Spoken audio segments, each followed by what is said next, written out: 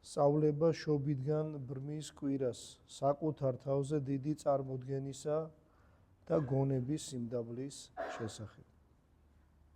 საყვარელო ძმებო, ჩვენმა უფალმა იესო ქრისტემ დაბადებიდან ბრმის განკურნების შემდეგ, რის შესახებას დღეს მოვისმინეთ წმინდა სეხარებაში თქვა: შჩად სოფელსა ამას მოსწრულ ვარ მე, რათა რომენი არა ხედვიდეს, ხედვიდენ და რომელი ხედვიდეს, დაბრმენ.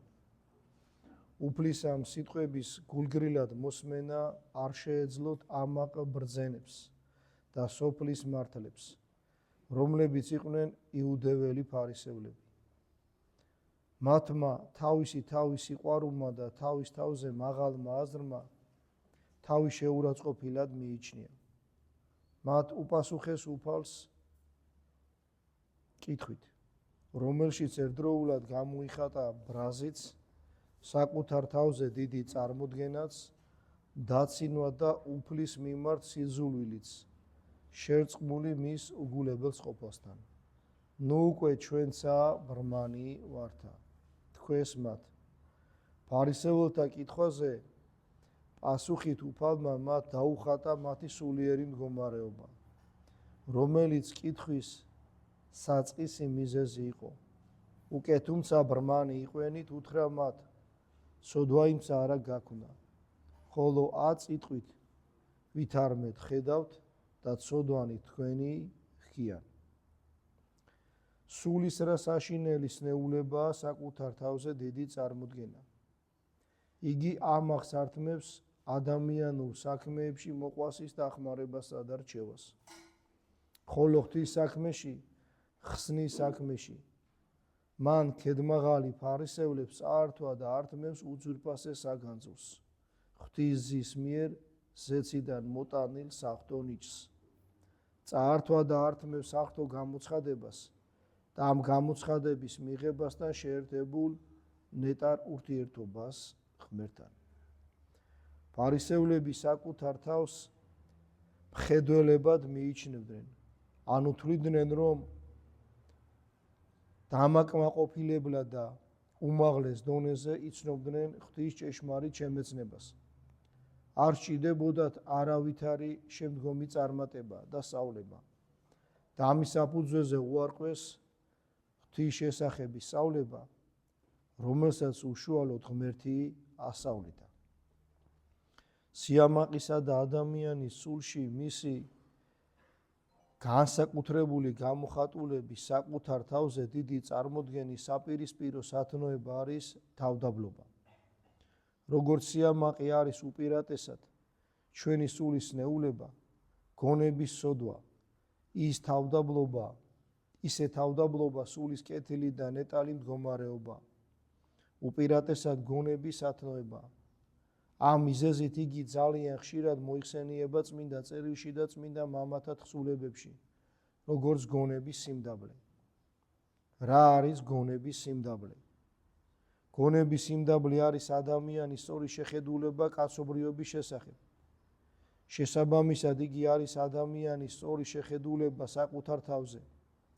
თავდაბლობის ანუ გონების სიმდაბლის პირდაპირი მოქმედება არის, რომ ადამიანის სწორი შეხედულება კაცობრიობასა და საკუთარ თავზე არიგებს ადამიანს საკუთარ თავთან, ადამიანურ საზოგადოებასთან, მის ვნებებთან, ნაკლულევანებებთან, გამორჩენებთან, კერძო თუ საზოგადოებრივ გარემოებებთან, არიგებს მიწასთან და ზეცასთან. სათნოებამ, თავდაბლობამ სახელწოდება მიიღო გულის შინაგანი მშვიდობისაგან, რომელსაც იგი შობს. როცა ჩვენ გულისხმობთ მხოლოდ დამამშვიდებელ, სასიხარულო ნეტარ მდგომარეობას, რომელსაც ჩვენში სათნოება შობს, მას თავდაბლობას უწოდებთ. ხოლო როცა მდგომარეობასთან ერთად ვაპირებთ მდგომარეობის წყაროც აღვნიშნოთ, მაშინ მას გონების სიმდაბლეს ვუწოდებთ. არ იფიქროთ, საყვარელო ძმებო, რომ ჩვენ მიერ მოტანილი განმარტება, რომელიც მიხედვითაც გონების სიმდაბლე ეწოდება ადამიანის სწორ აზროვნებას, საერთოდ კაცობრიობაზე და კერძოდ საკუთარ თავზე თვითნებური განსაზღვრება იყოს. თავდაბლობისა და გონების სიმდაბლის ასეთი განსაზღვრება მითითებულია თავად უფლის მიერ. მან თქვა: "უკე თუ თქვენ სანდ ჭეშმარიტი და ჭეშმარიტება მან განთავისუფლეს თქვენ." მაგრამ რა არის სულიერი თავისუფლება, რომელსაც ჭეშმარიტება გვასწავლის? თუ არა სული წმინდა მადლიანი მშვიდობა, თუ არა წმინდა თავდაბლობა, თუ არა სახარებისეული გონების სიმდაბლე. ღვთაებრივი ჭეშმარიტება არის ჩვენი უფალი იესო ქრისტე. მან გვასწავლა: ისავე ჩემგან ღვთაებრივი ჭეშმარიტებისაგან. რამე თუ მშვიდვარ და მდაბალ გულითა და მხოლოდ განსვენება სულთა თქვენთან. გონების სიმდაბლე არის ადამიანის აზროვნების სახე საკუთარ თავსა და კაცობრიობაზე, რომელიც შთააგონა და რომელსაც შთააგონებს საღვთო ჭეშმარიტება. საკუთარ თავზე დიდ წარმოდგენა არის სავალალო და დამღუპველი თავის მოტყუება. ეს არის მომაკვდინებელი სიცრუე, რომლითაც დააბრმავებული კაცობრიობა თავს იტყუებს და რომელშიც მას დემონები ატყუებენ. ცდარია ადამიანური სიამაყის, საკუთარ თავზე ადამიანური დიდი წარმოდგენის შეხედულებები და საფუძვლები. ამაყი საკუთარ თავს უყურებს როგორც თავისთავად არსებას და არა როგორც ღვთის ქმნილებას. მიწიერი ცხოვრება მას უსასრულოდ ეჩვენება. სიკვდილი და მარადისობა არ არსებულად.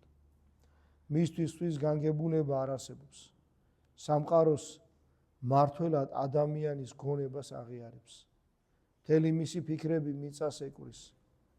მისი სიცოცხლე მთლიანად სხვრპლად ეწირება მიწას, რომელზეც იგი ისურვებდა ცოდვით განუწყვეტელი ტკბობა დაემყარებინა. სწორედ ამ უგუნური და განუხორციელებელი მიზნისკენ მიისწრაფვიან მთელი ძალისხმევით დაბრმავებული ფარისევლები. გონებით მდაბალ კაცს პირიქით, სიყვარულით ხსოვნა თან ახლავს მიწიერ ცხოვრების გზაზე. ასწავლის მას მიწაზე მარადისობისთვის იმოქმედოს და რაც საოცარია თვით მის ქმედებებს განსაკუთრებული სიკორტვით განასულიერებს. გონებით მდაბალი მოქმედებს სათნოებისათვის და არა ვნებების წაქესებით და არა ვნებების დასაკმაყოფილებლად. შესაბამისად მისი ქმედებები არ შეიძლება ადამიანური საზოგადოებისათვის სასიკეთო არ იყოს.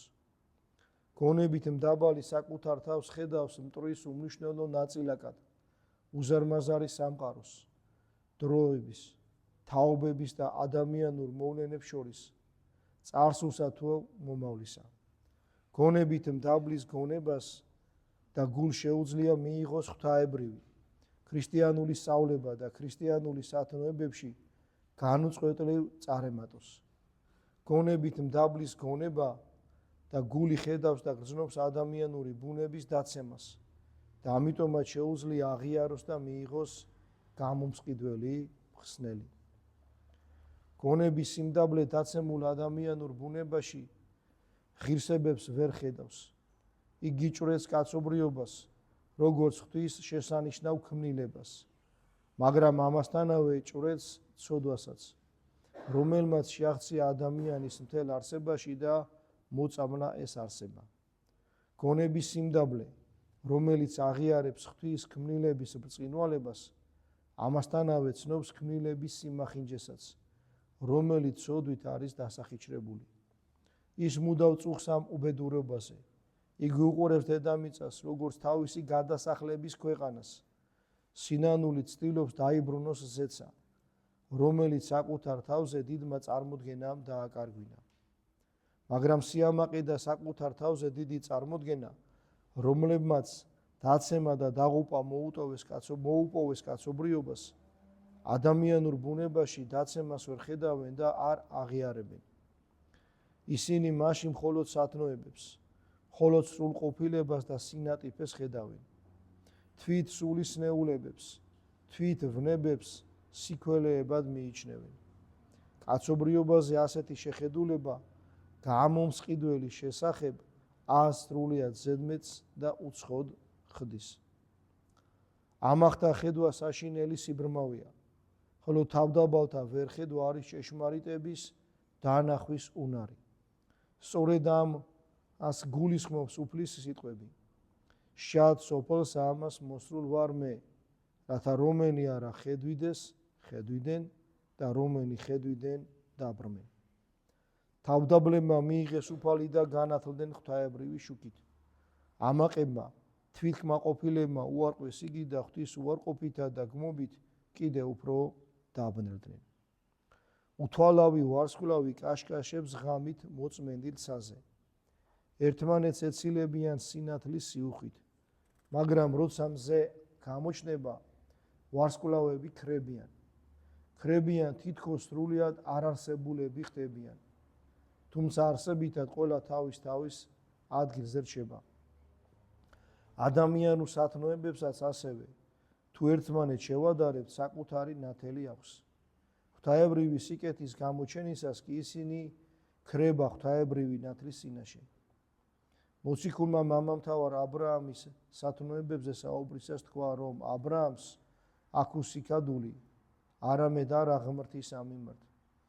ხოლო ღმერთს რაც შეეხება, რწმენა აბრაამს ღმერთი და შეერაცხა მას სიმართლედ. ასე უნდა მოქცეულიყვნენ ფარისევლებიც, რომლებიც ამაყობდნენ აბრაამისაგან ხორციელ წარმომავლობით, მაგრამ სულით მისგან გაუცხოვებული იყვნენ. აბრაამის ქმედებების საპირისპიროდ მათ მოისურვეს ძველი ადამიანის მოჩვენებითი სათნოებები შეენარჩუნებინათ და ამისაგან თვით შემეცნებისა და ღვთის შემეცნების უნარი დაკარგეს. მათ მოისმინეს უფლის საშინელი განაჩენი. უკვე თუმცა ბრმანი იყვენით, ანუ თქვენი სიბრმავე რო გეღიარებინათ, ცოდვა არ გაქვნა, ხოლო როცა ბრმები ხართ, იტყვით ვითარმეთ ვხედავთ, ცოდვანი თქვენი ჰქიან. თქვენ ისინი შეითვისეთ, თქვენში დაბეჭდეთ საკუთარ თავზე თქვენი დიდი წარმოდგენით. ახალგაზრდობაში წმინდა პავლე მოციქული ფარისეველთა აღსაზრდელი იყო, მაგრამ იგი ფარისეველთა გულქვეობასა და საკუთარ თავზე დიდ წარმოდგენას არ მიხოლია.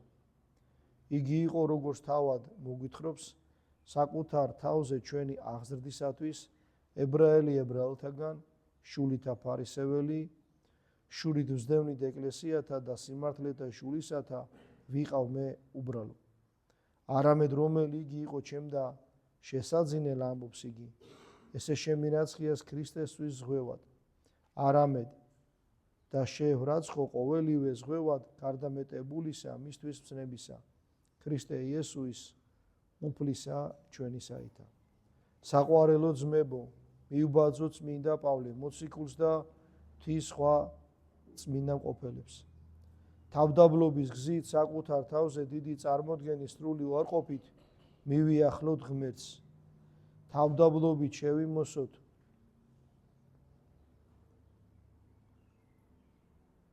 თავდაბლობის მეშვეობით შეუერთეთ ღმერთს. თავდაბლობის მეშვეობით ჩვენკენ მოვაპყროთ ჩვენი ღმერთის ყურადღება და მოწყალება, რომელმაც თქვა, და მე ვისმე მივხედო, არამედ მდაბალ სამას და მყუდროსა და რომელიც რწის სიტყვათათვის ჩემთა. ჩვენი ცოდვების ხედვითა და აღიარებით ჩავრიცხოთ ჩვენი თავით ცოდვილებს შორის, რომლებიც ღმერთს უყვარს. საკუთარ თავზე დიდი წარმოდგენის უარყოფით თავი გამოვრიცხოთ სრულ მართალთაგან, თორემ ღმერთი უარყოფს და იტყვის, არა მოეწოდებად მართალთა, არამედ სინანულად. სინანულისათვის ჩვენი გული დაე თავდაბლობით ახშენდეს ღვთის სულიერ სამსხვერპლოდ და უზენაესი ღვთის მღვდელმა ჩვენმა გონებამ შესწიროს მას სულიერი მსხვერპლები და ეს შესწიროს მსხვერპლი მობიერებისა, მსხვერპლი სინანულისა, მსხვერპლი აღსარებისა, მსხვერპლი ლოცვისა, მსხვერპლი მოწყალებისა და ყოველგვარი მსხვერპლი გონების სიმდაბლით აღავსოს, რადგან გული შემოსრული და დამდაბლებული ღმერთმან არა შეურაცხყოს. ამინ. როდესაც ახლა ამ საკითხავს კითხულობ, ადამიანი ალბათ იმ წუთში მაინც ხვდები, რომ თუ იქნები თავდაბალი, რას მოგიტანს თავდაბლობა და თუ იღები ამპარტავანი, საკუთარ თავზე დიდი წარმოდგენა თუ გექნება, რას მოგიტანს ეს. ერთი მოგიტანს გადარჩენას, მეორე დაღუპვას. ხშირად ისმის ხოლმე კითხვა, რატო ვერ უგებთ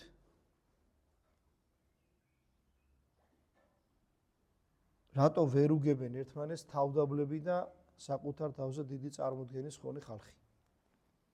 როგორც აქ მოისმინეთ, საკუთარ თავზე როდესაც ადამიანს წარმოდგენა აქვს არასწორი, მას აქვს საერთოდ კაცობრიობაზე არასწორი წარმოდგენა.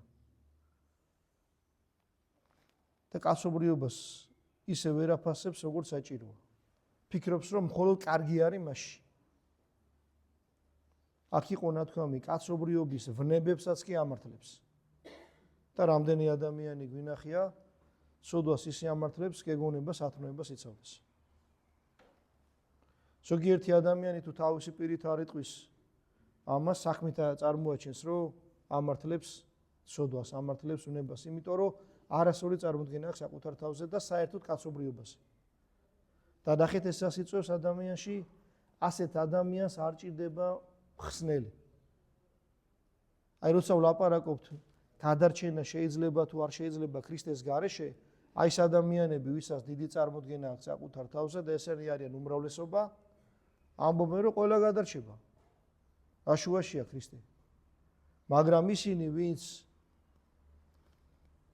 როგორც აქ ითქვა, გონების სიმდაბლე, ანუ სწორი შეხედულება კაცობრიობაზე და სწორი შეხედულება ასევე საკუთარ თავზე, ასეთი ადამიანის ხსნელი არის აუცილებელი.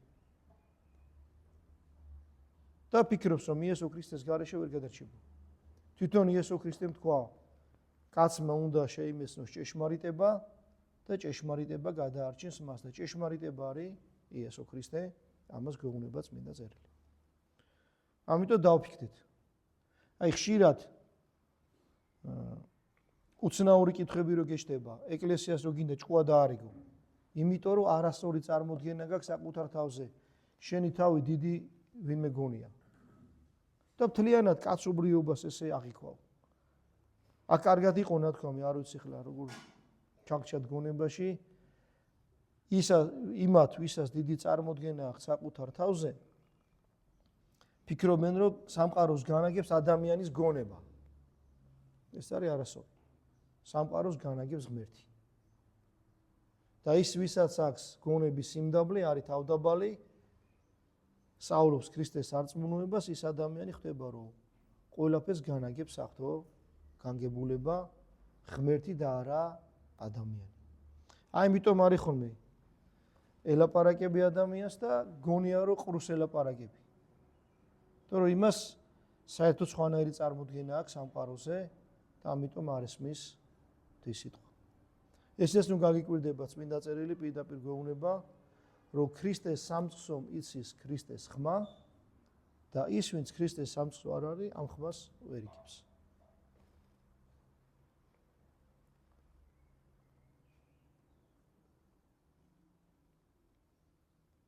მაგით როგორი თქვა? თუ ადამიანი ფიქრობს, რომ ბრმა არის, ანუ რაღაცებში ვერ ერკვევა და იწყებს გამოკვლევას ამ ყველაფრის შულის მიხედვით. ეს ადამიანი იძეს ნათელს, ღვთაებრივ ნათელს. და კაცი, რომელსაც გონია, რომ ადამიანებს ახთ ის ღირსება, რომ თვითონ გადარჩებიან, აი როგორც ებრაელებს ეგონათ, რომ რადგან აბრაამის შთამომავლები ვართ, ჩვენ გადარჩებითო. სრულ სათნოებების იმედი რო ქონდათ, ასეთი ადამიანებმა უარყვეს ღმერთი, რომელიც მათთვის იყო მოსული ადამიანის სახით. და დარჩნენ სიბნელეში. ძალიან კარგი მაგალითი იყო მოყვანილი. ღამე ხო ყველა ვარსკვლავი ანათებს. მზე რო ამოვა, აღარ ჩანს ვარსკვლავები, ყველა გაქრა. კი არ გაქრა, ის ვარსკვლავები თავის ადგილზე, მაგრამ ეს მზის ნათელი იმას აკრობს. ადამიანთა შორის ერთმანეთს თუ დავაკვირდებით, ამას ეს სათნოება აქვს, იმას სათნოება აქვს, ეს იმას იმ სათნოების წარემატება, ის ამას, მაგრამ ღვთის ნამდვილი სათნოებების წინაშე ეს არის აფირი. და როცა კაცი ამას აცნობიერებს, იმას აქვს საკუთარი ძალზე სწორი წარმოდგენა. გონების სიმდაბლე და თავდაბლობა და როცა კაცი ამას ვერ აცნობიერებს და თავს იწონებს ამ კაცის, იმ კაცის სათნოებით, ასეთი ადამიანი კარგავს ღმერთს. და რაღაცნაირად ჩვენ უნდა მოახერხოთ, რომ ის შევინარჩუნოთ, ის გონწება და განწყობა ქონდეს, რაც ეკლესია გვეუბნება. ჩვენს ნახეთ ქართველები, ჩვენ ქართველები მაგრები ვართ, ავიწყოთ ლაპარაკობთ. რითიც თავს იწონებ, იმათ ბაძავ. აი მაგალითი იყო პავლე მოციქულისა მოთხრობილი, ჟულმა და ჟულის შესავლამ კი არ გაამაყა. მერთან მიიყვანა საბოლოოდ. გულქო არ გახდა.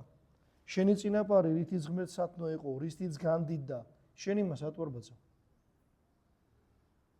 ნახეთ როგორ კარგად არის ნათქვამი, რომ თავდაბლად თუ კაცი ცოდვილად თვლი თავს, ღმერთს უყვარხარ, იმიტომ რომ ღმერთს უყვარს ცოდვილები. აქ იცით რა იგულისხმება? ის ცოდვილები, რომლებიც აღიარებენ, რომ ცოდვილები არიან. მაგრამ თუ თავი გონია მართალი, ღმერთი გეტყვის, რომ მე მართლებისთვის არ მოსულვარო. ცოდვილებისთვის მოვედიო და დაიღუპები.